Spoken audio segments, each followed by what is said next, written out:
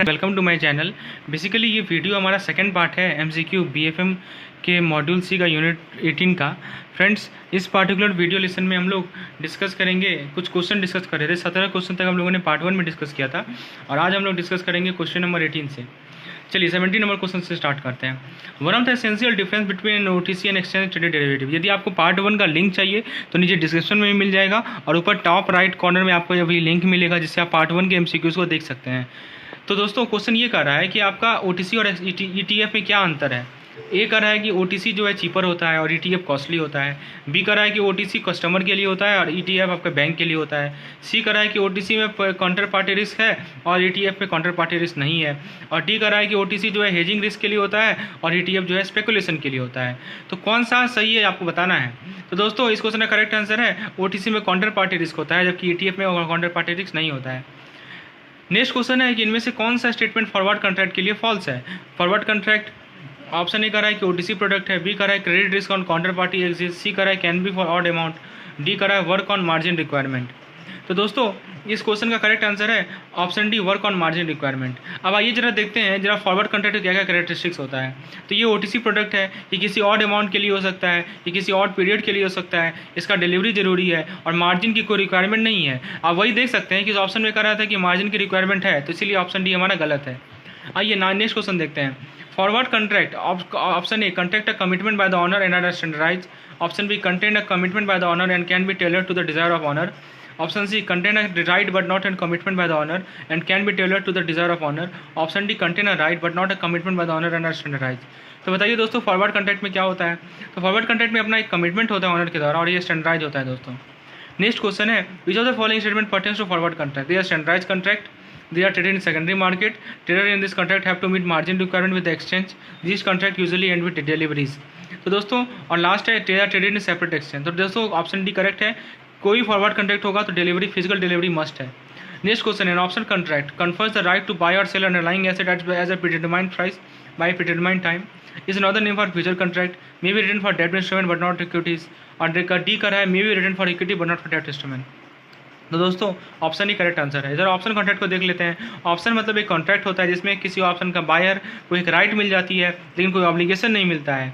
ठीक है, और ये दो तरह का होता है। पहला कॉल ऑप्शन है जिसमें हम लोग खरीदते हैं और दूसरा है पुट ऑप्शन जिसमें हम लोग बेचते हैं। ऑप्शन के बारे में कौन सा स्टेटमेंट फॉल्स है। ऑप्शन ए कर रहा है the value of an option does not depend on price of underlying asset. B कर रहा है option gives you the right but not obligation to buy और सेल एन एसेट। सी कर रहा है option can not be use to hedge commodity. D कर रहा है बोथ ए एंड सी। ई कर रहा है a all of A B and C. तो दोस्तों यहाँ पे ध्यान रखने वाली बात है, ऑप्शन आपको राइट देता है लेकिन कोई ऑब्लिगेशन नहीं देता। तो ऑप्शन बी तो बिल्कुल गलत है, बिल्कुल सही है। तो आपसे पूछ रहा है कौन सा फॉल्स है, तो ए और सी फॉल्स है।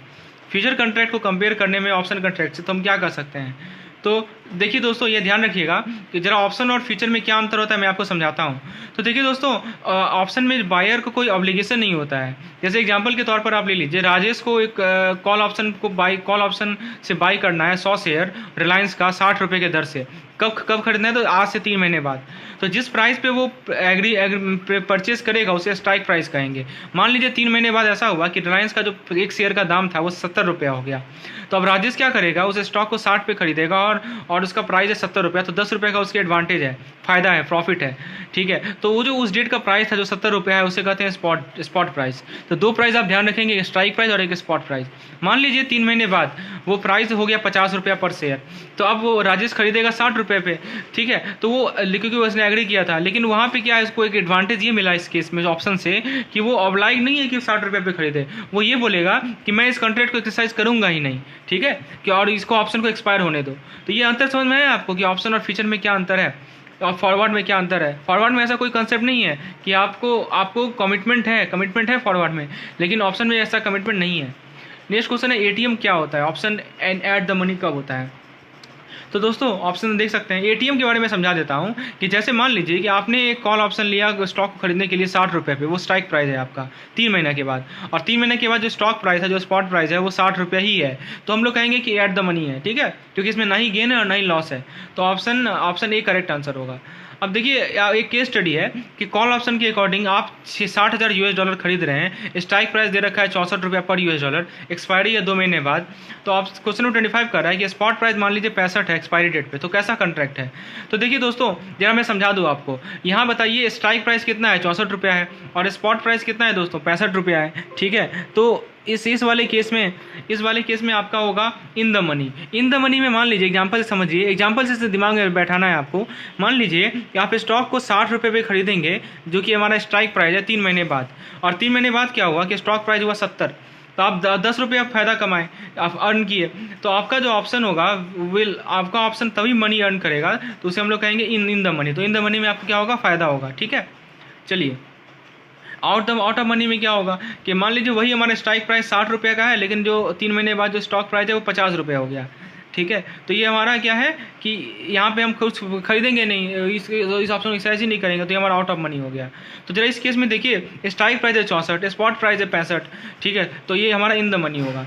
दूसरे केस में देखिए स्ट्राइक प्राइस है 63, नहीं सॉरी स्ट्राइक प्राइस तो फिक्स है 64, लेकिन स्पॉट प्राइस हो गया 63, तो ये हमारा हो जाएगा आउट ऑफ मनी, ठीक है। और दोनों बराबर है तो एट द मनी। तो समझ में आया आपको।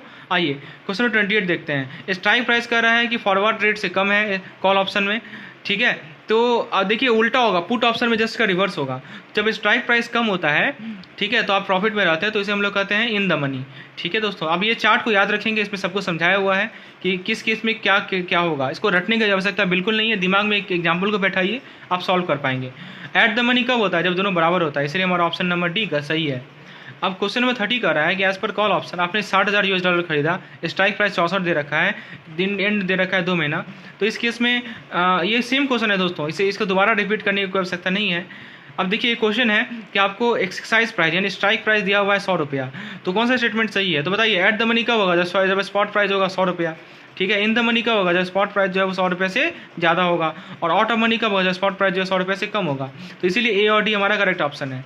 अब देखिए फ्यूचर कॉन्ट्रैक्ट जो होता है वो क्या होता है, और फॉरवर्ड कॉन्ट्रैक्ट होता है वो क्या होता है। तो याद रखिएगा दोस्तों, फ्यूचर कॉन्ट्रैक्ट को हम लोग एक्सचेंज पे सोल्ड करते हैं, और फॉरवर्ड कॉन्ट्रैक्ट को हम लोग कमर्शियल बैंक के द्वारा ऑफर किया जाता है। Currency future basically forward contract होता है। ऑप्शन ए स्टैंडर्ड साइज के साथ, option B standard maturity date के साथ, option C traded on next exchange. दोस्तों इसका करेक्ट आंसर तीनों है, तीनों के तीनों ऑप्शन हमारे सही हैं। फ्यूचर कॉन्ट्रैक्ट में फ्यूचर प्राइस कौन डिटरमाइन करता है दोस्तों, तो फ्यूचर कॉन्ट्रैक्ट में फ्यूचर प्राइस डिटरमाइन करता है अपना जो बायर के द्वारा और सेलर के द्वारा जब वो कॉन्ट्रैक्ट को इनिशिएट करते हैं। आइए जरा फ्यूचर कॉन्ट्रैक्ट को देख लें। फ्यूचर कॉन्ट्रैक्ट बेसिकली एक तरह का फॉरवर्ड कॉन्ट्रैक्ट है जो कि फ्यूचर एक्सचेंज में काम आता है। और दोस्तों फ्यूचर कॉन्ट्रैक्ट के अंदर सेलर और बायर होते हैं। सेलर क्या करता है कि वो बायर को डिलीवर करेगा एक सिक्योरिटी को या करेंसी को या कमोडिटी को किसी सर्टेन डेट पे और किसी फिक्स प्राइस पे, ठीक है। और ध्यान रखिएगा जो फ्यूचर रिलेटेड एक्सचेंज रेट से उसे कहते हैं करेंसी फ्यूचर, जो इंटरेस्ट रेट से रिलेटेड है उसे कहते हैं बॉन्ड फ्यूचर, और जो इक्विटी प्राइस से रिलेटेड उसे कहते हैं स्टॉक और इंडेक्स फ्यूचर।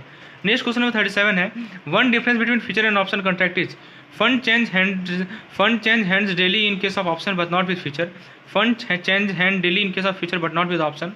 तो दोस्तों इसका correct answer option number B कि फंड जो है वो चेंज होगा फ्यूचर के कॉन्ट्रैक्ट में, लेकिन ऑप्शन के कॉन्ट्रैक्ट में फंड चेंज नहीं होगा। IRS क्या होता है, IRS होता है इंटरेस्ट रेट स्वैप। ये बेसिकली OTC इंस्ट्रूमेंट है जो कि कौन इशू करता है, बैंक इशू करता है। इसमें क्या होता है फ्लोटिंग रेट से फिक्स रेट में आ सकते हैं और वाइस वर्सा। और IRS को ट्रेजरी ऑपरेशन में भी यूज़ करते हैं ताकि एसेट लायबिलिटी मिसमैच को फिल किया जा सके। तो दोस्तों ऑप्शन डी करेक्ट है। इसमें देख सकते हैं यहाँ पे IRS के बारे में। नेक्स्ट क्वेश्चन है the tap app swap in which the fix payment of interest are exchange by two counter party for floating payment of interest are called. इसे क्या कहते हैं हम लोग, इसे कहते हैं हम लोग interest rate swap. Swap transaction में क्या होता है, तो स्वैप ट्रांजैक्शन में ध्यान रखिएगा कि परचेज भी होगा और सेल भी होगा करेंसी का, ठीक है। तो ऑप्शन डी करेक्ट आंसर है, ठीक है। देखिए स्वैप का मतलब होता है कि एक्सचेंज करना एक दूसरे से। तो स्वैप एक एग्रीमेंट होता है दो पार्टी के बीच में कि वो कैश फ्लो को एक्सचेंज करेगा, ठीक है। तो कैश फ्लो किस किस कारण से आ सकता है, या तो इंटरेस्ट रेट के चेंज के कारण आए, ठीक है, या करेंसी के चेंज के कारण आए, या इक्विटी के चेंज के कारण आए, ठीक है। तो इसमें आप साफ साफ कर सकते हैं जो पार्टीज इन्वॉल्व होते हैं स्वैप में उसे कहते हैं काउंटर पार्टीज। अब देखिए आपसे आपको क्वेश्चन ये पूछ रहा है कि अभी मैंने बताया कि जो करेंसी कैश फ्लो का एक्सचेंज होगा एक करेंसी दूसरे करेंसी में इंटरेस्ट अमाउंट ऑफ लोन से क्या कहेंगे, उसे कहेंगे हम लोग कूपन ओनली स्वैप, ठीक है। तो देखिए दोस्तों यहाँ पे ध्यान रखने वाली बात ये है कि करेंसी स्वैप में क्या होता है कि कैश फ्लो का एक्सचेंज होगा एक करेंसी में दूसरे करेंसी से, ठीक है। और इंटरेस्ट अमाउंट से यदि रिलेटेड हो, तो यदि इंटरेस्ट को हेज किया जाए, इंटरेस्ट को बचाया जाए तो उसे कूपन ओनली स्वैप कहेंगे, और यदि करेंसी को हेज किया जाए तो प्रिंसिपल ओनली स्वैप कहेंगे। नेक्स्ट क्वेश्चन है the future of currency swap are it's a process of exchanging cash flow in one currency with other currency, बिल्कुल सही है। द कैश फ्लो में भी in connection with repayment of principal interest, ये बिल्कुल सही है। It can be other principal only or interest swap, बिल्कुल सही है। नहीं, ये गलत है, ठीक है। नहीं, ये भी सही है, या तो प्रिंसिपल होगा या इंटरेस्ट ओनली होगा। तो यदि प्रिंसिपल है, ठीक है, तो यदि इंटरेस्ट है तो कूपन ओनली स्वैप होगा, यदि प्रिंसिपल है तो प्रिंसिपल ओनली स्वैप होगा। करेंसी स्वैप के बारे में डिटेल एक्सप्लेनेशन यहाँ पे आप देख सकते हैं इसे। नेक्स्ट क्वेश्चन है coupon swap is defined as dash interest rate swap when underlying benchmark interest rate exchange, interest rate swap when fixed rate exchange. तो ऑप्शन नंबर 2 करेक्ट है, ओनली 2।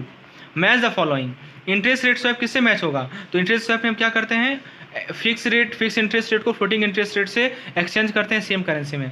करेंसी स्वैप में क्या होगा कि फिक्स इंटरेस्ट रेट को different currency पे exchange करते हैं।